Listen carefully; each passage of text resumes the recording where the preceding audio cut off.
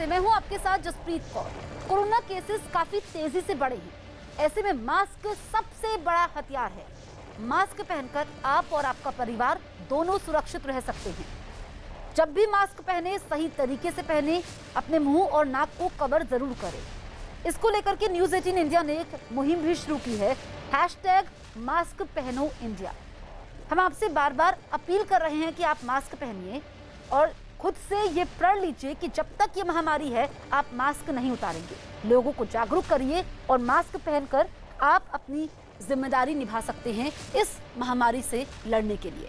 इस बीच बड़ी खबर पश्चिम बंगाल के मेदिनीपुर से आ रही है। मेदिनीपुर में बीजेपी विधायक शीतल कपाट पर हमला हुआ है। जानकारी के मुताबिक विधायक शीतल कपाट पर यह हमला घटाल के मनसुखा गांव में हुआ है, जिसमें बम का इस्तेमाल किया गया है। बीजेपी विधायक ने हमले का आरोप टीएमसी पर लगाया है। फिलहाल विधायक का अस्पताल में इलाज चल रहा है। तो इस वक्त की बड़ी खबर हम आपको बता रहे हैं, बीजेपी विधायक पर हमला हुआ है। बंगाल के घाटल में यह हमला हुआ है और इस वक्त विधायक अस्पताल में भर्ती हैं। और बड़ी बात यह है कि इस हमले का आरोप टीएमसी पर लगा है। तो बड़ी खबर पश्चिम बंगाल के मेदिनीपुर से। मेदिनीपुर में बीजेपी विधायक पर हमला हुआ है। जानकारी के मुताबिक विधायक पर यह हमला घटाल के मनसुखा गांव में हुआ है, जिसमें बम का इस्तेमाल किया गया है। आशिका हमारी सहयोगी फोन लाइन पर मौजूद हैं। आशिका, इस वक्त विधायक की हालत कैसी है और बड़ी बात यह है कि टीएमसी पर हमले का आरोप लगा है। देखिए, विधायक जो हैं उनको छिटपुट चोटें लगी हैं, अस्पताल में भर्ती हैं, इलाज हो रहा है। आरोप जैसा कि आपने भी बताया टीएमसी पर लगा है और घटाल के मनसुखा गांव की ये घटना है। आरोप ये लग रहे हैं कि उनके ऊपर पत्थर से लेकर के और बम तक फेंके गए हैं। ठीक है आशिका, तो हमारी सहयोगी बता रही थी कि बीजेपी विधायक पर पत्थर और बम फेंके गए हैं। अस्पताल में उनका इलाज हो रहा है। यूपी के सीएम योगी आदित्यनाथ सैफई पहुंचे और वहां एक कोरोना अस्पताल का जायजा भी लिया। मुख्यमंत्री ने अस्पताल में भर्ती मरीजों के बारे में जानकारी भी ली। अस्पताल में निरीक्षण करने के बाद अधिकारियों के साथ एक बैठक की। इस बीच योगी आदित्यनाथ ने दावा किया कि राज्य में कोरोना मरीजों की संख्या में काफी कमी आई है। साथ ही उन्होंने कहा कि रिकवरी रेट 90% से ज्यादा है। इतना ही नहीं, उन्होंने ये दावा भी किया कि राज्य में अब तक 1,62,00,000 से ज्यादा लोगों को मुफ्त में वैक्सीन लगाई जा चुकी है। हमारे यहाँ 80 से अधिक केस 38,000 आए थे 24 अप्रैल को। आज हमारे यहाँ 6,000 केस आए हैं उत्तर प्रदेश में। एक्टिव केस उत्तर प्रदेश में 30 अप्रैल तक, जब पॉजिटिविटी ज़्यादा थी, रिकवरी कम थी, तब उत्तर प्रदेश में 30 अप्रैल तक एक्टिव केस 3,10,000 तक पहुँचे थे। आज ये संख्या घट करके मात्र 94,000 पहुँच गई है। उत्तर प्रदेश ने आज 3,07,000 टेस्ट किए हैं। 24 घंटे में 3,07,000 टेस्ट। और अगर हम लोग प्रदेश के अंदर कोरोना कालखंड में किए गए टेस्ट की बात करें तो ये संख्या हमारी 4,65,00,000 को क्रॉस कर जाती है। देश के अंदर सर्वाधिक टेस्ट हैं। जहां प्रदेश में हम लोगों ने अब तक 1,62,00,000 से अधिक लोगों को निःशुल्क वैक्सीन दिया है, वहीं इटावा ने भी 1,20,000 वैक्सीन इटावा जनपद में भी अब तक उपयोग हुए हैं। वैक्सीन ये सभी निःशुल्क दिए जा रहे हैं। और अब बात उन लोगों की जो हमारे और आपके लिए अस्पतालों में संघर्ष कर रहे हैं। पीपीई किट पहनकर बिना कुछ खाए पिए 8-9 घंटे ड्यूटी करने वाली मेडिकल टीम के लिए दिल्ली के 5 स्टार होटल अशोक की ओर से एक खास इंतजाम किया गया है। दिल्ली में एम्स और आरएमएल हॉस्पिटल में काम करने वाली मेडिकल टीम के लिए 5 स्टार रसोई में हर रोज पौष्टिक और स्वादिष्ट खाना तैयार होता है। Hotel Ashok corona warriors medical team के लिए हर रोज 500 थालियां तैयार करता है।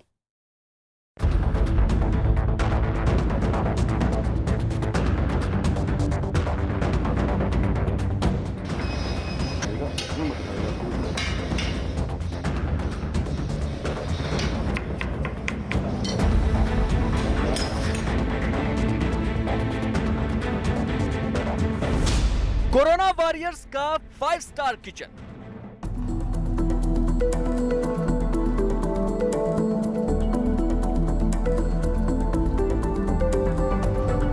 वॉरियर्स के लिए सजाई गई खाने की थालियां हैं। पालक और कॉर्न की सब्जी, छोले, चावल, सलाद, अचार और गुलाब जामुन।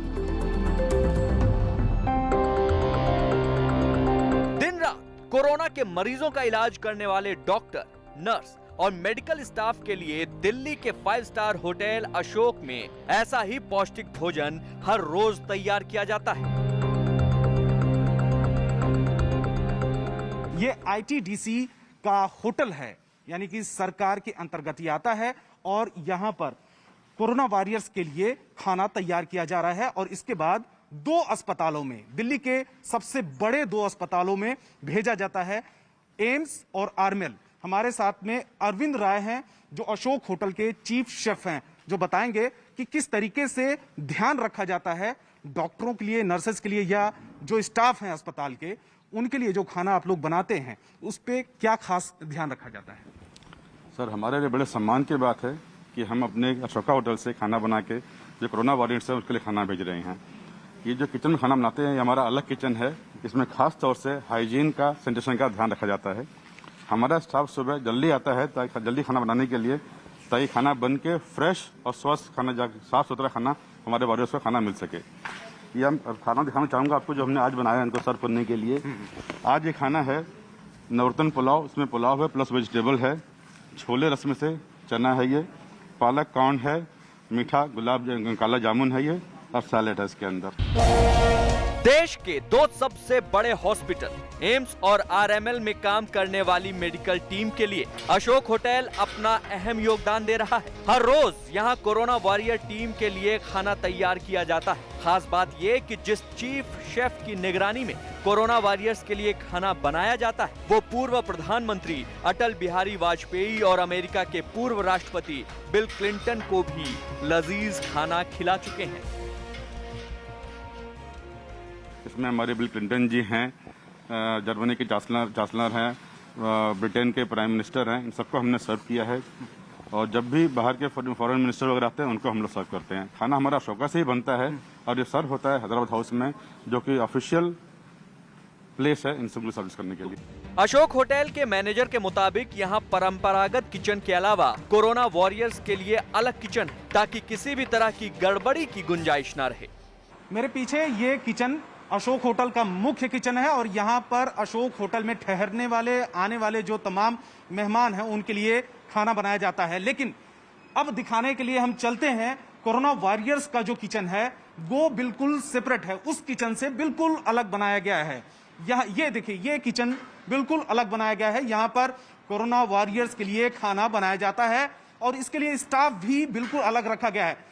सुबह के 6 बजे से ही स्टाफ लग जाता है अपने काम में और लगभग 4 से 5 घंटे तक की मेहनत के बाद खाना तैयार किया जाता है। 500 पैकेट जो बंद पैकेट में भेजा जाता है दोनों अस्पतालों में। जो लोग काम करते हैं, हाइजीन का खास ख्याल रखा जाता है। 5 सितारा होटल अशोक में एम्स और आरएमएल के मेडिकल स्टाफ के लिए खाना बनाते वक्त साफ सफाई के अलावा सोशल डिस्टेंसिंग का खास ख्याल रखा जाता है। कोविड गाइडलाइंस का पालन करते हुए किचन का स्टाफ मास्क, ग्लव्स और फेस शील्ड भी लगा कर रखता है। हर रोज 500 लोगों के लिए खाना बनाने में सुबह 6 बजे से काम शुरू करना पड़ता है। सारा खाना तैयार करके थालियों में पैक करने में करीब 4 घंटे का समय लगता है। ये बताइए कि क्या खास ख्याल रखते हैं किचन में? ये वीआईपी किचन है, यहाँ पे वीआईपी का खाना बनता है। ये स्पेशली सेपरेट सेक्शन बना है, मेन किचन से अलग है। यहाँ पे हम कोई वॉरियर के लिए खाना बनाते और वो बैंक्वेट में चले जाता हॉल में, कन्वेंशन हॉल में डिस्प्ले के लिए। अच्छा, कितना स्टाफ होगा इस जो 500 पैकेट बनाते हैं, कितना स्टाफ होगा आपके? एट प्रेजेंट मेरे पास 12-14 स्टाफ है अभी फिलहाल। हम कम स्टाफ बुलाते कि ज्यादा एक्सेस लोग बुला के भी फायदा नहीं है। जो मेन किचन है वहाँ पर अलग खाना बनता है गेस्ट के लिए और ये कोरोना वॉरियर्स के लिए सेपरेट किचन है, वीआईपी किचन है। यहाँ पर ये वीआईपी किचन है। वीआईपी किचन में उन लोगों को शामिल किया गया है जो कोरोना की इस लड़ाई में अपना योगदान दे रहे हैं। एम्स और आरएमएल हॉस्पिटल में मेडिकल स्टाफ के लिए हर रोज अशोक होटल से 250 थालियां भेजी जा रही हैं। होटल मैनेजमेंट के मुताबिक कोरोना के मुश्किल दौर में मेडिकल टीम के लिए खाना तैयार करना उनकी ओर से इस संघर्ष में एक छोटा सा योगदान भी है और सुकून देने का जरिया भी। हमारे कोरोना वॉरियर्स हैं जो हॉस्पिटल्स में day in day out 24 hours basis पे लड़ रहे हैं, अपनी कोशिश कर रहे हैं और अपनी लड़ाई उनकी जारी है। तो हम उस लड़ाई का पार्ट एक उनके साथ एक कंट्रीब्यूशन देना चाहते हैं, इन द सेंस कि जब वो सुबह सुबह घर से निकलते हैं तो खाने का, क्योंकि लॉकडाउन है, बहुत सारी फैसिलिटीज रेस्ट्रिक्टेड हैं और कंस्ट्रेंड एक्टिविटीज हैं, तो हम अपना योगदान एटलीस्ट एक बहुत स्वच्छ खाना, एक नीट एंड क्लीन एनवायरनमेंट में हाइजीनिकली पैक्ड उनको उनके हॉस्पिटल तक मुहैया करा सकें।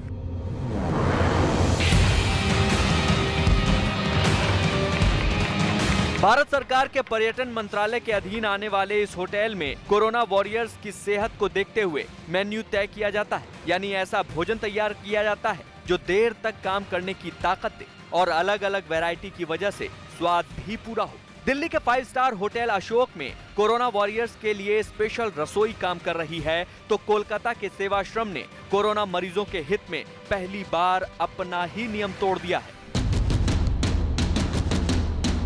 कोलकाता के गरिया इलाके में प्रतिष्ठित भारत सेवाश्रम संघ ने अपने परिसर में पहली बार मांसाहार भोजन पकाने की अनुमति दे दी है। सेवाश्रम संघ के आश्रम में बनी एक इमारत में जहां पूजा होती थी, वहां कोरोना पीड़ितों के लिए आइसोलेशन वार्ड बनाया गया है। सेवाश्रम संघ के पूर्व छात्रों ने ही ये आइसोलेशन वार्ड तैयार किया है। यहाँ के पूर्व छात्रों के मुताबिक इलाज करवा रहे कुछ कोरोना पीड़ितों के लिए प्रोटीन की ज्यादा जरूरत होती है, ऐसे में नॉनवेज खाना उपलब्ध कराना था। आइसोलेशन सेंटर के लोगों ने सेवाश्रम संघ के संतों से बात की, जिसके बाद आश्रम ने पहली बार अपने कैंपस में नॉनवेज भोजन तैयार करने की इजाजत दे दी। ऐसा मरीजों के स्वास्थ्य हित को देखते हुए किया गया है। इन लोगों का तो पूरा निरामिष है, मतलब कुछ नॉन वेज है, कुछ वेज है, कुछ नॉन वेज यहाँ आते नहीं है। लेकिन ये पेशेंट लोग के लिए इन लोगों ने मुझे नॉन वेज यहाँ लाने का भी परमिशन दे दिए हैं, पेशेंट को ठीक करने के लिए। कोरोना के खिलाफ हर तरह से योगदान और पूरी एकजुटता के दम पर ही हम वायरस के जरिए आने वाली किसी भी मुसीबत का सामना कर सकते हैं। महामारी के खिलाफ कोई भी योगदान छोटा नहीं है। हर सकारात्मक कोशिश हमें कोरोना और इससे पैदा हुए मुश्किल हालात का सामना करने की हिम्मत देती है।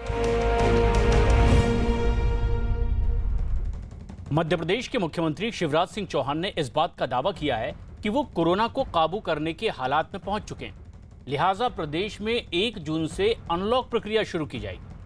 आंकड़ों का हवाला देते हुए शिवराज सिंह चौहान ने बताया कि मध्य प्रदेश में पॉजिटिविटी रेट 5% से भी नीचे आ चुकी और रिकवरी रेट 90% से ऊपर है।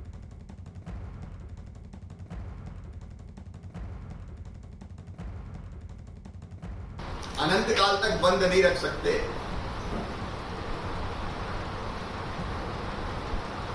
दुनिया भी हमको चलानी है, इसलिए हम अपनी स्ट्रेटजी पर विचार करके, क्योंकि 1 जून से हमको धीरे धीरे अनलॉक करना है। दिल्ली के मुख्यमंत्री अरविंद केजरीवाल के मुताबिक दिल्ली में कोरोना वैक्सीन की कमी हो गई है और इसी वजह से आज से कई वैक्सीनेशन सेंटर बंद कर दिए गए हैं। इतना ही नहीं, दिल्ली के मुख्यमंत्री ने दावा किया कि केंद्र सरकार की ओर से दिल्ली का वैक्सीन का कोटा कम कर दिया गया है और जून के महीने में दिल्ली को सिर्फ 8 लाख वैक्सीन की डोज मिलेगी। दिल्ली की वैक्सीन का कोटा बढ़ाने की मांग करते हुए केजरीवाल ने केंद्र सरकार से विदेशों से भी वैक्सीन तुरंत आयात करने की मांग की। पिछले 24 घंटों में दिल्ली में केवल 2200 कोरोना के केस आए हैं। संक्रमण दर भी घट के पिछले 24 घंटों में केवल 3.5% रह गई है। लेकिन इसका मतलब ये नहीं है कि कोरोना का खतरा टल गया, वो अभी भी है। हमें कोरोना से बचने के सभी उपाय करने हैं। आज से दिल्ली में युवाओं का वैक्सीनेशन बंद हो गया है। केंद्र सरकार ने युवाओं के लिए जितने वैक्सीन भेजे थे वो ख़त्म हो गए हैं, इसीलिए युवाओं के वैक्सीनेशन सेंटर आज से बंद किए जा रहे हैं। कुछ एक वैक्सीन की डोजेस बची हैं, वो कुछ एक सेंटर्स में दी जा रही हैं, वो भी शाम तक ख़त्म हो जाएंगी। कल से युवाओं के वैक्सीनेशन के सभी सेंटर बंद हो जाएंगे। अंत में मेरा केंद्र सरकार से यही अनुरोध है कि दिल्ली को तुरंत वैक्सीन उपलब्ध करवाई जाए ताकि हम फिर से वैक्सीन लगाना चालू करें, अपने वैक्सीनेशन सेंटर खोलें और दिल्ली का वैक्सीन का कोटा भी बढ़ाया जाए। कोरोना की इस लहर में सबसे ज़्यादा युवा ज़िंदगियों का नुकसान हुआ है, युवाओं की मौत हुई है और दिल्ली में इस वक्त युवाओं के कोटे की वैक्सीन ख़त्म हो गई है। दिल्ली सरकार की ओर से जारी आंकड़ों के मुताबिक दिल्ली में आज कई जगहों पर वैक्सीनेशन का काम बंद हो जाएगा।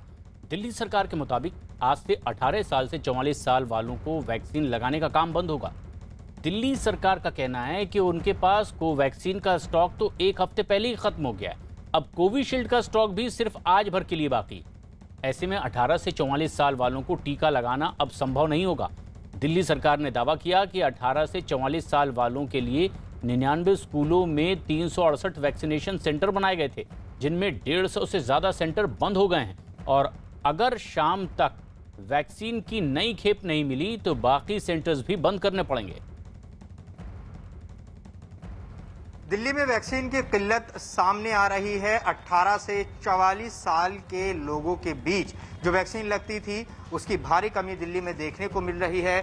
दिल्ली सरकार की तरफ से जारी किए गए आंकड़ों के मुताबिक आज तक की ही वैक्सीन उपलब्ध है। इस वक्त मैं मौजूद हूं पांडव नगर के एक वैक्सीनेशन सेंटर पर जहां ताला लटका हुआ है। आप देखेंगे कोविड वैक्सीनेशन ये रूम है, यहाँ पर पिछले 3 दिन से वैक्सीन उपलब्ध नहीं है, लिहाजा यहाँ जो 3 साइट्स बनाई गई हैं उन्हें बंद कर दिया गया है। आपको बता दें कि ऐसे 99 स्कूल्स में 368 सेंटर्स बनाए गए हैं, जिनमें 150 से ज़्यादा को बंद करना पड़ा है। कोवैक्सीन एक हफ्ते पहले से ही खत्म है, जबकि दिल्ली सरकार के मुताबिक कोविशील्ड जो वैक्सीन है वो आज तक की है। अगर आज शाम तक वैक्सीन की नई खेप नहीं पहुंचती है तो कोविशील्ड भी उपलब्ध नहीं रहेगी 18 से 44 साल के जो आयु वर्ग के लोग हैं उनके लिए। मैं आपको यहाँ पर दिखाना चाहूँगा 3 सेंटर यहाँ पर बनाए गए हैं। एक ये सेंटर जिसकी तस्वीरें हम दिखा रहे हैं, यहाँ पर आप देखेंगे जो दूसरे सेंटर्स हैं वो वहाँ पर भी ताला लटका हुआ है। आप तस्वीरों में देखेंगे, ये देखिए ये साइट 1 है, यहाँ पर भी ताला लटका हुआ है। तो उधर उत्तर प्रदेश में योगी सरकार ने कोरोना की तीसरी लहर से निपटने के लिए तैयारियां अभी से शुरू कर दी है। तीसरी लहर में खासतौर पर बच्चों को ज्यादा खतरा बताया जा रहा है, जिसको देखते हुए बच्चों के इलाज के लिए जिला स्तर पर अस्पतालों में विशेष तैयारी की जा रही है। जिला अस्पतालों में बच्चों के लिए अलग से बेड बनाने की तैयारी शुरू हो चुकी है। इसके अलावा बच्चों के लिए अलग आईसीयू भी बनाए जा रहे हैं। उत्तर प्रदेश सरकार ने निगरानी के लिए डॉक्टरों की एक कमेटी भी बनाई है। स्वास्थ्य मंत्री जयप्रताप सिंह हमारे साथ मौजूद हैं। सर, तीसरी वेव को रोकने के लिए सरकार किस तरह से तैयार है? तीसरी वेव का जो भी संभावना विशेषज्ञ द्वारा बोला जा रहा है, जिसमें 18 साल के नीचे बच्चे संक्रमित हो सकते हैं या नवजात शिशु भी संक्रमित हो सकते हैं, इसको लेके हमारे जितने भी पीडियाट्रिक आईसीयू हैं वो सबकी तैयारी हम लोग कर रहे हैं। जहाँ जहाँ हमको बढ़ाना है, जहाँ हमको लगाना है, इसकी पूरी तैयारी हम लोग कर रहे हैं। ये सर्वाधिक हमारे मेडिकल कॉलेजेस में रहेगा, उसमें 100 बेड के पीडियाट्रिक आईसीयू रहेगा और जिला अस्पतालों पर 20 से 25 बेड का रहेगा। और पूरी यूपी के सभी अस्पतालों में बच्चों के लिए अलग से बेड बनाया जा रहा है, वार्ड बनाया जा रहा है? हाँ, नहीं देखिए, पीडियाट्रिक आईसीयू तो काफ़ी हमारा बना भी है पहले से। हाँ, वो जापानी एन्सेफेलाइटिस को लेके 38 जनपद में तो हमारा काफ़ी व्यवस्था पहले से ही है। हमारे सामुदायिक स्वास्थ्य केंद्र तक भी हमारे पास का पीकू का और एसएनसीयू का सब बच्चों का भी है। उसमें और जो विशेषज्ञ राय से जो भी बढ़ाना है, 12 साल के नीचे के बच्चे या 18 साल के नीचे के बच्चे को किस तरह से इफेक्ट कर सकता है, उसकी तैयारी, उससे संबंधित पीडियाट्रिक डॉक्टर, उसके दवाई, ये सब तैयारी हम लोग करें। बच्चों के स्वास्थ्य को पहले से भी ध्यान दे रहे हैं, जिसमें हम लोगों ने गोरखपुर की सहजनवा तहसील में और कुशीनगर में स्वर्णप्राशन, इसके अलावा प्रदेश के राजकीय आयुर्वेदिक कॉलेज 8 हैं, जहाँ पर हम विगत वर्षों में स्वर्णप्राशन जो है बच्चों को संस्कार कराया था, यानी स्वर्णप्राशन दिया था। अब ये तीसरी वेव के लिए आयुष विभाग से हम लोग विचार कार्य योजना एक तैयार कर रहे हैं, जिसमें स्वर्ण प्राशन के साथ साथ जो हमारे पुष्पी है, वचा है, गुड़ची है, अश्वगंधा है। तो ये जो है बच्चों के मानसिक विकास का भी वो करती है, इम्यूनिटी बूस्टर भी है और शारीरिक विकास भी करती है। ब्लैक फंगस यानी म्यूकरमाइकोसिस के बढ़ते मामलों के बीच अब केंद्र सरकार ने राज्य सरकारों को चिट्ठी लिख करके फंगल इन्फेक्शन रोकने के लिए कदम उठाने की मांग की। स्वास्थ्य मंत्रालय की तरफ से राज्यों और केंद्र शासित प्रदेशों को कहा गया है कि वो इन्फेक्शन रोकने और इसके बचाव के लिए अपनी तैयारियों की समीक्षा करें। साथ ही अस्पतालों में सफाई और सैनिटाइजेशन की भी समीक्षा की जाए। चिट्ठी में सभी राज्य सरकारों से कहा गया है कि एक हॉस्पिटल इन्फेक्शन कंट्रोल कमेटी बनाई जाए और संस्था के हेड को इसका अध्यक्ष बनाया जाए। इन्फेक्शन से बचाव और कंट्रोल के लिए एक नोडल ऑफिसर बनाने का भी सुझाव दिया गया है, जो माइक्रोबायोलॉजिस्ट या फिर सीनियर इन्फेक्शन कंट्रोल नर्स हो सकती है। साथ ही साथ हॉस्पिटल में इन्फेक्शन प्रिवेंशन कंट्रोल प्रोग्राम बनाने और उसे लागू करने के लिए भी कहा गया है। पिछले कुछ दिनों से वैक्सीन रजिस्ट्रेशन को लेकर कोविन ऐप से जुड़ी कई शिकायतें आ रही है। कुछ लोगों ने भाषा को लेकर दिक्कत जताई है, तो कुछ लोग रजिस्ट्रेशन के लिए समय तय करने का सुझाव दे रहे हैं। इसके अलावा नई गाइडलाइंस आने के बाद कोविन ऐप में कुछ बदलाव भी आए हैं। इन्हीं सवालों को लेकर हमारे सहयोगी आनंद नरसिम्हन ने कोविन एक्सपर्ट कमेटी के चेयरमैन डॉक्टर RS शर्मा से खास बातचीत की। Joining us now is the chairman and lead of the CoWIN platform, Dr. RS Sharma. Plenty of changes that have happened और मैं डॉक्टर साहब से का धन्यवाद करता हूं कि वो हमारे साथ जुड़े हैं। और सबसे पहले वहीं से शुरू करते हैं कि कुछ सुधार हुए हैं, कुछ चेंजेस आए हैं कोविन प्लेटफॉर्म पर, खासकर नए गाइडलाइंस के बाद। तो डॉक्टर साहब थोड़ा बताएं विस्तार में। नहीं, पहले तो आपको मैं धन्यवाद दे दूं अपने चैनल पर मुझे बुलाने के लिए। और जैसा कि आप सब जानते हैं कि 16 जनवरी को माननीय प्रधान वैक्सीनेशन कार्यक्रम की शुरुआत की थी। उसके बाद से अब तक इसके तीसरा चरण चल रहा है। पहले चरण में हेल्थ केयर वर्कर्स और फ्रंटलाइन वर्कर्स को वैक्सीनेट किया गया। दूसरे चरण में 45 वर्ष से ऊपर के लोगों को वैक्सीनेट करने का, और पहले 60 वर्ष से किया था, उसके बाद में 45 वर्ष से उसको किया गया। और तीसरे चरण में जबकि भारत सरकार के माध्यम से तो 45 वर्ष से ऊपर के लोगों का वैक्सीनेशन किया जा रहा है, लेकिन राज्य सरकारों और प्राइवेट सेक्टर के हॉस्पिटल्स ने 18 साल से ऊपर के लोगों का भी वैक्सीनेशन प्रारंभ कर दिया है। तो जाहिर है इन तरह के तीनों जो फेज हुए, उन तीनों फेजों में उनकी अलग अलग एलिजिबिलिटी क्राइटेरिया थे लोगों के, और उसी हिसाब से कोविन प्लेटफॉर्म में हमने परिवर्तन किए। साथ ही साथ जैसा कि आप जानते हैं कि कोविशील्ड के जो ड्यूरेशन है, जो टाइम लैग है 2 वैक्सीन के बीच में, उनके टाइम लैग को चेंज किया गया और उसमें उसी प्रकार से हम लोगों ने चेंज किया। साथ ही साथ जो प्राइवेट सेक्टर का पार्टिसिपेशन हुआ, तो उसमें प्राइवेट सेक्टर कैसे अपना सेशन बना सकता है। तीसरा जो हुआ अंत में कि जो एक प्रकार से कैप्टिव ग्रुप्स हैं, जैसे कि इंडस्ट्रियल हाउसेज ने अपने एम्प्लॉइज को उनको कराना है वैक्सीनेशन, तो उसके लिए जो उनका वैक्सीनेशन होगा ऑन साइट कैंप पर, तो ये सब अलाउ किया गया। तो ये सतत जैसे जैसे देखिए, मैं ये मानता हूं कि it is the policy which should drive the technology and not the other way around. तो हमारा उद्देश्य यही है कि जो भी सरकार की नीतियां होती हैं, उन नीतियों को हमें सॉफ्टवेयर के माध्यम से उनको इनकॉर्पोरेट करना और उनको एनफोर्समेंट करने में मदद करना ही हमारी जिम्मेवारी है। तो इसी प्रकार से हम अपने सॉफ्टवेयर में भी परिवर्तन करते रहे, जैसे जैसे नीतियों में सुधार और परिवर्तन होता रहा है। एक आलोचना जो डॉक्टर साहब आ रही है वो ये है कि लैंग्वेज की रेस्ट्रिक्शन की वजह से, और क्योंकि ये टेक्नोलॉजी है, तो कई जगह जो रूरल एरियाज में लोग हैं वो इसको एक्सेस नहीं कर सकते, अगर रजिस्टर करना भी चाहें तो नहीं कर सकते। तो ये सहूलियत जो है वो डिजिटली लिटरेट के लिए तो है, लेकिन ऑल ओवर इंडिया के लिए नहीं है, पूरे भारत के लिए नहीं है। देखिए, ये एक प्रकार से मैं मतलब जहां तक पूरी तरह से इसको मैं नकार नहीं सकता। ठीक है, कुछ लोगों के पास स्मार्टफोन है, कुछ लोगों के पास फीचर फोन है, और जाहिर है कि स्मार्टफोन पर ही एप्लीकेशन चलता है, तो मैं मान सकता हूं। लेकिन ये बात भी साथ साथ आपको माननी होगी कि हिंदुस्तान में 700 मिलियन 70 करोड़ इंटरनेट के कनेक्शंस हैं। हिंदुस्तान में आज 4G है जो डेटा ड्रिवन टेक्नोलॉजी है। तो इसलिए तकनीकी तौर पे कनेक्टिविटी के तौर पे हम लोग आज डेफिशिएंट नहीं है, पहली बात। दूसरी बात, हमने जो प्रक्रिया बनाई हुई है इसमें रजिस्ट्रेशन की, वो बहुत सिंपल है।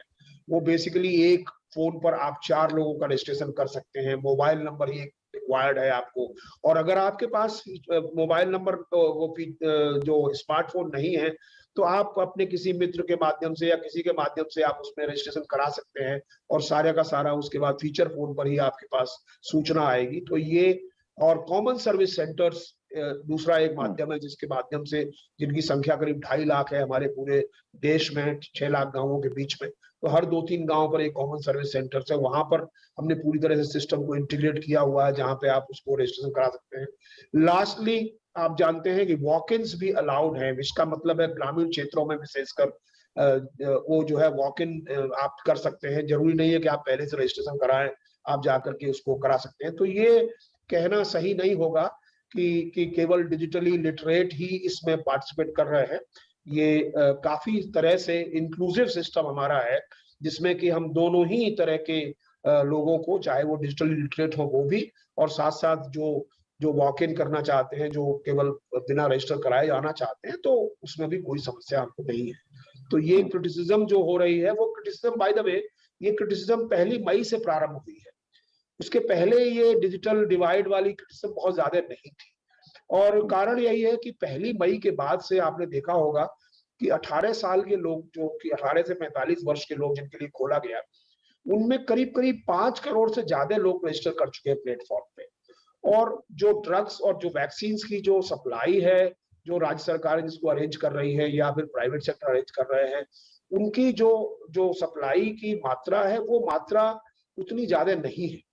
मतलब करीब करीब देखिए आप कि पिछले 15-20 दिनों से, जब से ये पॉलिसी लागू है, तब से करीब 30-35 लाख 40 लाख लोगों को हम लोगों ने वैक्सीनेट, 50-60 लाख शायद किया है, मुझे एग्जैक्ट फिगर नहीं पता है, बट करीब करीब 3-3.5 लाख लोग प्रतिदिन एवरेज वैक्सीनेट हो रहे हैं इस एज ग्रुप के, और इस एज ग्रुप का रजिस्ट्रेशन है करीब 6 करोड़। तो आप सोचिए कि 6 करोड़ में 3 लाख लोग अगर वैक्सीनेट हो रहे हैं, तो जाहिर है डिमांड बहुत ज्यादा है, और उस हिसाब से इस पर्टिकुलर एज ग्रुप के लिए सप्लाई कम है। जो मारामारी एक प्रकार से मान सकते हैं इस ग्रुप के लिए हो रही है, वो उस प्रकार की स्थिति 45 साल से ऊपर के लिए नहीं है। 45 साल के ऊपर के लिए आज भी आप आराम से वैक्सीन की मतलब स्लॉट पा सकते हैं। तो ये जो समस्या है, ये मैं मानता हूं, ये समस्या कोविन की समस्या नहीं है, प्लेटफॉर्म की समस्या नहीं है। जैसा मैंने कहा, प्लेटफॉर्म काफी इंक्लूसिव है।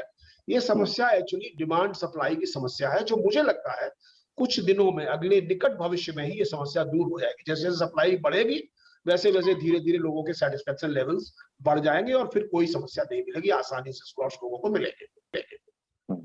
लोकेशन और जियो टैगिंग का जो इशू है, ये कई राज्य सरकारों ने इसको रेज किया है, और कई राज्य सरकारें अपने खुद का प्लेटफॉर्म चाहती हैं, जिसके थ्रू वो वैक्सीनेशन की डोसेज को और एडमिनिस्ट्रेशन को मॉनिटर करना चाहती हैं या फिर उसको मैनेज करना चाहती हैं। इस पर आप क्या कहेंगे? देखिए, ये प्लेटफॉर्म कोई ऐसा नहीं है कि केंद्र सरकार ने बनाया है तो अब एक्चुअली प्लेटफॉर्म तो सारे लोग यूज कर रहे हैं, ये कोलैबोरेटिव एफर्ट है। केंद्र सरकार डायरेक्टली कोई वैक्सीनेशन नहीं कर रही, आप जानते हैं इस बात को। वो सारे के सारे कार्य तो राज्य सरकारों के द्वारा ही किए जा रहे हैं, और राज्य सरकारों के और केंद्र सरकारों के बीच में अगर इस प्रकार का सहयोग और कोलैबोरेशन नहीं होता, तो ये वैक्सीनेशन ड्राइव चल ही नहीं सकता था। ये तो सारा काम फील्ड लेवल पे तो हमारे जो क्षेत्रीय पदाधिकारी हैं राज्य सरकारों के, वो सब कर रहे हैं। तो ये नहीं है, और एक्चुअली जियो टैगिंग भी समस्या नहीं है। ये जियो टैगिंग वगैरह जो है ना, ये कोविन में भी ये इसी प्रकार की व्यवस्था है, और हम लोग कोविन में अगले 1-2 दिन में मैप से इंटीग्रेट करने जा रहे हैं, क्योंकि जियो टैगिंग है। ये बात सही है कि स्टेट गवर्नमेंट्स ने कुछ ने कहा है कि हमको अपना अलग एप्लीकेशन बनाने दीजिए, क्योंकि उनके जो एलिजिबिलिटी क्राइटेरिया है वो हो सकता है अलग अलग हो। तो हम लोगों ने एपीआईज को, जो एपीआई है उसके प्लेटफॉर्म के, जो पब्लिक एपीआई हम लोगों ने शुरुआत से ही बता दिए थे, उन एपीआईज को हम पब्लिश कर रहे हैं, और उनकी पॉलिसी जो है 1-2 दिन में हम डिसाइड करके, सो स्टेट गवर्नमेंट भी अपने एप्लीकेशंस बना सकेंगी, प्राइवेट सेक्टर भी अपने एप्लीकेशन बना सकेगा, इसमें कोई समस्या हमको नहीं है। तो एप्लीकेशन रखना और कोविन प्लेटफॉर्म को इस्तेमाल करना दोनों ही एक ऑर्थोगोनल इश्यूज है, अलग अलग इश्यूज है, इनमें कोई संबंध नहीं है। और कोविन प्लेटफॉर्म तो सबको इंफॉर्मेशन देता है। ये मतलब ऐसा नहीं है कि कोई इंफॉर्मेशन की ट्रांसपेरेंसी तो बहुत ज्यादा है, बिकॉज हमारे पास हम जिलावार, तिथिवार कितने वैक्सीनेशन हुए, इवन फैसिलिटी वाइज हम वैक्सीनेशन की रिपोर्ट सब देते हैं। तो एक प्रकार से एक सिंगल सोर्स ऑफ ट्रूथ है। इसी ट्रूथ के माध्यम से हमको पोर्टेबिलिटी मिलती है। मान लीजिए एक आदमी ने झारखंड में आज वैक्सीनेशन कराया और वो व्यक्ति दिल्ली आ गया, तो अगर मान लीजिए डेटा अगर अलग अलग रहेगा तो फिर बड़ी मुश्किल होगी कि दिल्ली में आके उसका डेटा ही नहीं मिलेगा दिल्ली। तो एक प्रकार से ये इंटरऑपरेबिलिटी के लिए, पोर्टेबिलिटी के लिए इस प्रकार का एक ओवरऑल सिस्टम जरूरी है। साथ ही साथ हम देश में ये बता सकेंगे कि भाई कौन कौन से एरिया में कम लगा है वैक्सीन, कहाँ। ये कहते हैं कि देश का तो अपमान है ही, लेकिन देश की कोरोना के खिलाफ जो लड़ाई है वो कमजोर कर रहे हैं, लोगों में डर पैदा कर रहे हैं, भ्रम पैदा कर रहे हैं। ये जिम्मेवार विपक्ष की भूमिका नहीं है। कांग्रेस अब नकारा राजनीति पे उतर आई है। सोनिया जी बताइए कि कांग्रेस ऐसी नकारात्मक राजनीति क्यों कर रही है, और आज कमलनाथ ने जो कहा इसके आपने अभी तक भर्त्सना क्यों नहीं की।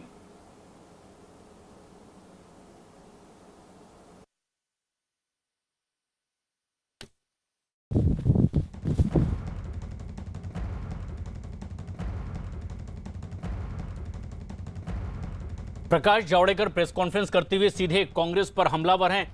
सोनिया गांधी से सवाल किए जा रहे हैं कि जिस तरह के बयान कांग्रेस के नेता दे रहे हैं, इन हालात में क्या वो वाजिब हैं। कमलनाथ के उस कमेंट्स का भी जिक्र किया गया है, लेकिन सबसे खास बात ये कि अब कोरोना काल में ये एक बड़ी खबर नवनीत कालरा से लेकर न्यायिक हिरासत में ही आगे रहना होगा, रिमांड की अर्जी खारिज कर दी गई है। ये सबसे अहम खबर भी है। पुलिस ने रिमांड की अर्जी दी थी, लेकिन अभी फिलहाल उन्हें न्यायिक हिरासत में ही रहना होगा। मंगलवार को अब जमानत पर उनके सुनवाई होगी।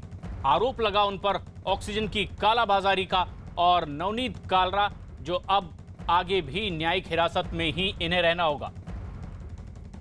कंसंट्रेटर कालाबाजारी का आरोप इन पर। अमित सिंह हमारे सहयोगी इस वक्त हमसे सीधे जुड़ रहे हैं। अमित, क्या हुआ कोर्ट में आज आकर? देखिए, ऑक्सीजन कंसंट्रेटर कालाबाजारी मामले पर दिल्ली पुलिस जो है एक बार फिर आरोपी नवनीत कालरा का 5 दिन का रिमांड चाहती थी। दिल्ली पुलिस का कहना था कि उन्हें मनी ट्रांजैक्शन, मनी ट्रेल और भी कंसंट्रेटर के बारे में जानकारी चाहिए। इसमें और भी आरोपी हो सकते हैं, लिहाजा और भी आगे भी पूछताछ करनी है। लेकिन दलीलें साकेत कोर्ट ने नहीं मानी दिल्ली पुलिस की, और जो 5 दिन की रिमांड मांगी जा रही थी नवनीत कालरा का, वो रिमांड नहीं दिया गया। और इसके अलावा नवनीत कालरा ने अपनी जमानत याचिका कोर्ट में दाखिल कर दी है, जिस पर मंगलवार को कोर्ट सुनवाई करने जा रहा है। सुनवाई होगी नवनीत कालरा के जमानत याचिका पर मंगलवार को। तो वहीं दिल्ली पुलिस की क्राइम ब्रांच की टीम के लिए यह बहुत करारा झटका है। जिस तरीके से क्राइम ब्रांच की टीम 5 दिन और पूछताछ करना चाह रही थी, कस्टडी में लेना चाह रही थी आरोपी नवनीत कालरा को, वो ले नहीं पाए क्योंकि कोर्ट ने इसकी इजाजत नहीं दी। जी, फिलहाल न्यायिक हिरासत में ही रहना होगा नवनीत। एक दिन में कोरोना के 2,57,000 नए मामले मिले हैं, जबकि 4,194 लोगों की कोरोना से मौत भी हुई है। वहीं एक दिन में 3,57,000 लोगों की कोरोना से मात देकर वापस घर भी लौटे।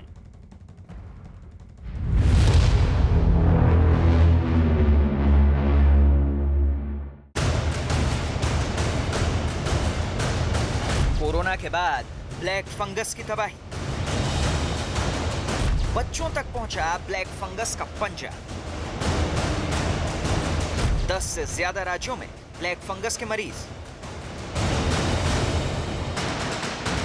वक्त बीतने के साथ साथ म्यूकरमाइकोसिस यानी ब्लैक फंगस का कहर देश में फैलता जा रहा है, और नए मरीजों की संख्या बढ़ने के साथ ही इस बीमारी से मरने वाले भी बढ़ते जा रहे हैं। अब तक 10 से ज्यादा राज्यों में 7,200 से ज्यादा ब्लैक फंगस के मरीज मिल चुके हैं, जिनमें से 200 से ज्यादा की मौत हो चुकी है। जिन राज्यों में ब्लैक फंगस के मरीज मिले हैं उनमें महाराष्ट्र, गुजरात, मध्य प्रदेश, राजस्थान, हरियाणा, दिल्ली, उत्तर प्रदेश, उत्तराखंड, बिहार, छत्तीसगढ़, कर्नाटक और तेलंगाना है। ब्लैक फंगस नाम का एक खतरा हर दिन बढ़ता जा रहा है, जिसकी तस्वीरें देश के अलग अलग हिस्सों से मिल रही हैं। अस्पताल में इस बीमारी के मरीज रोज रोज बढ़ रहे हैं। किसी मरीज की आंख निकालने की नौबत आ रही है तो किसी के चेहरे के हिस्से को अलग करना पड़ रहा है। और तो और इस बीमारी से मौत का आंकड़ा भी हर दिन बढ़ने लगा है। लेकिन इस बीमारी के लिए मानो यही कम नहीं था, सो अब इसका सबसे खतरनाक पहलू भी सामने आ गया है। जिस गुजरात में 1000 से ज्यादा लोग इसकी चपेट में आ चुके हैं, तो वहीं 60 से ज्यादा की मौत भी हो चुकी है। उसी गुजरात के अहमदाबाद में बच्चों में ब्लैक फंगस का पहला मामला मिला है। लेकिन इस बीमारी के लिए मानो यही कम नहीं था, सो अब इसका सबसे खतरनाक पहलू भी सामने आ गया है। जिस गुजरात में 1000 से ज्यादा लोग इसकी चपेट में आ चुके हैं और 60 से ज्यादा की मौत तक हो चुकी है, उसी गुजरात में अहमदाबाद में बच्चों में ब्लैक फंगस का पहला मामला मिला है। अहमदाबाद में 13 साल का बच्चा ब्लैक फंगस की चपेट में आ गया। बताया गया कि बच्चे और उसकी मां को कोरोना हुआ था। बच्चा तो कोरोना नेगेटिव आ गया, लेकिन उसकी मां की कोरोना की वजह से मौत हो गई थी। दांत में दर्द और सूजन की शिकायत की जांच करने पर बच्चे को ब्लैक फंगस होने की पुष्टि की गई। फिलहाल बच्चे की जान बचाने के लिए एक तरफ के दांत निकालने पड़े हैं। हम अभी तक ये मानकर चल रहे थे कि म्यूकोरमाइकोसिस शायद बच्चों में नहीं होगा या बच्चों को कम से कम इतना परेशान हैरान नहीं करेगा, परंतु अभी ये पहला केस हमने देखा है, तो उससे हमारी ये धारणा भी टूट गई है कि म्यूकोरमाइकोसिस बच्चों में नहीं होगा, ये भी हमने देख लिया है। जिस तरीके से हमें एडल्ट्स के अंदर बहुत सारे केसेस देखने को मिल रहे थे म्यूकोरमाइकोसिस के, हमने बहुत सारे कॉम्प्लिकेशंस भी देखे। यही सारी चीज़ बच्चों में भी संभव है, ये इस केस ने साबित कर दिया है। जाहिर है ब्लैक फंगस को जितना गंभीर खतरा माना जा रहा था, ये उससे भी ज्यादा खतरनाक निकला। इस बीमारी से निपटने की चुनौती अब और बढ़ गई है। यही वजह है कि केंद्र सरकार ने राज्य सरकारों को चिट्ठी लिखकर फंगल इन्फेक्शन रोकने के लिए कदम उठाने को कहा है। स्वास्थ्य मंत्रालय की तरफ से राज्यों और केंद्र शासित प्रदेशों को कहा गया कि वो इन्फेक्शन रोकने और इसके बचाव के लिए अपनी तैयारियों की समीक्षा करें। साथ ही अस्पतालों में सफाई और सैनिटाइजेशन की भी समीक्षा करें। चिट्ठी में सभी राज्य सरकारों से कहा गया है कि एक हॉस्पिटल इन्फेक्शन कंट्रोल कमेटी बनाए और संस्था के हेड को इसका अध्यक्ष बनाए। इन्फेक्शन से बचाव और कंट्रोल के लिए नोडल ऑफिसर बनाने का भी सुझाव दिया गया है, जो माइक्रोबायोलॉजिस्ट या सीनियर इन्फेक्शन कंट्रोल नर्स हो सकती है। साथ ही हॉस्पिटल में इन्फेक्शन प्रिवेंशन कंट्रोल प्रोग्राम बनाने और उसे लागू करने के लिए भी कहा गया है। क्योंकि ब्लैक फंगस के इलाज की कई दवाइयां बहुत ज्यादा महंगी हैं, इसलिए केंद्र सरकार ने अनुसूचित जाति और जनजाति समुदाय के गरीबों को वित्तीय मदद का ऐलान किया है। केंद्रीय सामाजिक न्याय मंत्री ने ट्वीट किया कि इन समुदायों से जुड़े सालाना 3 लाख से कम आमदनी वालों को इलाज में 1 लाख रुपए तक की मदद की जाएगी। जितनी तेजी से ब्लैक फंगस ने महाराष्ट्र और गुजरात में पांव पसारे, अब वैसी ही तेजी राजस्थान में भी दिख रही है। राजस्थान में ब्लैक फंगस के 700 से ज्यादा मरीज मिल चुके हैं। इसलिए जिन 7 राज्यों ने इसे महामारी घोषित किया, उनमें से एक राजस्थान भी है। बीमारी और महंगे इलाज की वजह से किसी की मौत न हो, इसके लिए राज्य सरकार ने ब्लैक फंगस के इलाज को चिरंजीवी योजना में रखा है, ताकि लोगों का मुफ्त इलाज हो सके। ब्लैक फंगस के राजस्थान में लगभग 700 केसेस रिपोर्ट हुए और जैसा इसको राज्य सरकार ने महामारी अधिनियम के अंतर्गत नोटिफाइबल डिजीज घोषित भी कर दिया है। चिरंजीवी योजना में इस रोग के इलाज की व्यवस्था को अनुमत किया गया है। अब जिस तरह से कोविड का ट्रीटमेंट उसके कवरेज में आता है चिरंजीवी योजना के, उसी तरह से ब्लैक फंगस भी आएगा। यही नहीं, राजस्थान सरकार ने ब्लैक फंगस के इलाज की दरें भी तय कर दी हैं, ताकि प्राइवेट अस्पताल की लूट और मनमानी पर रोक लग सके। इलाज के साथ ही जांच और दवाओं की कीमत भी तय कर दी गई है। इसके अलावा ब्लैक फंगस का इलाज वही अस्पताल कर पाएंगे जिसे राज्य सरकार से मंजूरी मिली होगी। ब्लैक फंगस उत्तर प्रदेश में भी लगातार पांव फैला रहा है। राज्य में 100 से ज्यादा मरीजों के मिलने और इनमें से कुछ की मौत के बाद सरकार और प्रशासन मुस्तैद नजर आया। आगरा के SN मेडिकल कॉलेज में ब्लैक फंगस के मरीजों के इलाज के लिए अलग से 44 बिस्तरों वाले 6 वार्ड रखे गए हैं। हालांकि यहाँ अब तक ब्लैक फंगस के 7 मरीज ही मिले हैं। यूपी में सबसे ज्यादा परेशानी मेरठ में। यहाँ अब तक ब्लैक फंगस की चपेट में 70 से ज्यादा मरीज आ चुके हैं और इनमें 6 की मौत तक हो गई। इसी तरह गौतम बुद्ध नगर में भी अब तक ब्लैक फंगस के 20 से ज्यादा मरीज मिले, जिनमें से कई पड़ोसी जिलों के। प्रशासन का दावा है कि सरकार की मदद से दवाओं की कोई कमी नहीं है और हर मरीज की मदद की जा रही है। हमारे पास सरकार ने दवाई प्रोवाइड करा दी है मेरठ में, और हमने डॉक्टर चंदन को ऑथराइज कर दिया है कि वो वहाँ से रेफर करेंगे, डॉक्टर मांगलिक और डॉक्टर चंदन। यूपी में जहां प्रशासन हर तरह की तैयारी के दावे कर रहा है, तो वहीं हरियाणा में हालात थोड़े अलग बताए जा रहे हैं। हरियाणा में अब तक ब्लैक फंगस के 268 मरीज मिल चुके हैं, लेकिन यहाँ के जींद में सिविल अस्पताल में ब्लैक फंगस के मरीजों का इलाज नहीं हो पा रहा है। बताया गया कि जींद के सिविल अस्पताल में ऐसे मरीजों के इलाज के लिए न तो डॉक्टर हैं और न ही दवाएं हैं। ऐसे में जींद के मरीजों को इलाज के लिए रोहतक भेजा जा रहा है।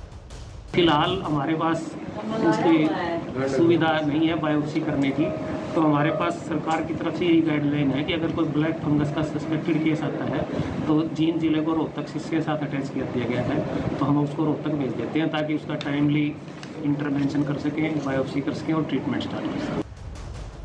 देश के दूसरे हिस्से की तरह दिल्ली में भी ब्लैक फंगस के मरीजों की संख्या बढ़ने लगी है। बताया गया कि देश की राजधानी दिल्ली में अब तक 200 से ज्यादा मरीज मिल चुके हैं। मरीजों की संख्या में बढ़ोतरी को देखते हुए राज्य सरकार ने 3 अस्पतालों को इसी बीमारी के इलाज के केंद्र में बदलने का फैसला किया है।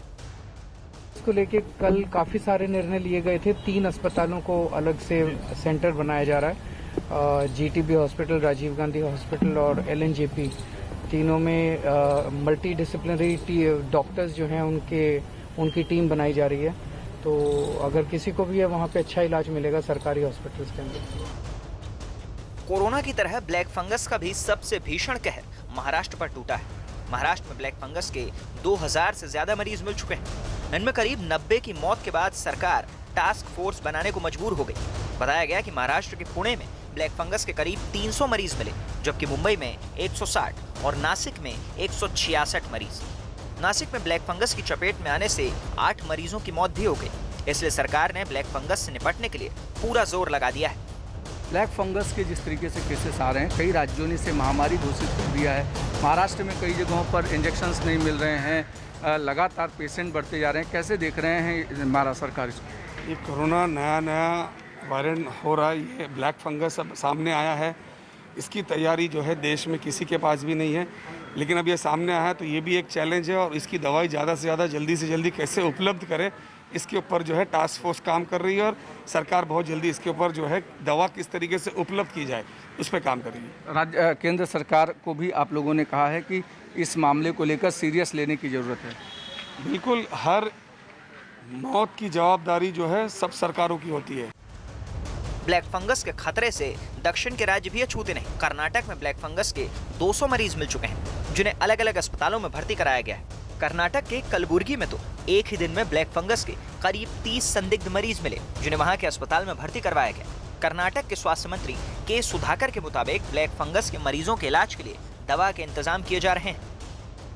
To the government's knowledge, we have about 200 cases that has been reported till date officially from all the districts. So we are in the process of obtaining the required medicine. Black fungus का कहर बढ़ता जा रहा है। मध्य प्रदेश, उत्तराखंड, बिहार, तेलंगाना सहित कई राज्य नए मरीज मिलने के कारण इसे लेकर बेहद सतर्क हैं।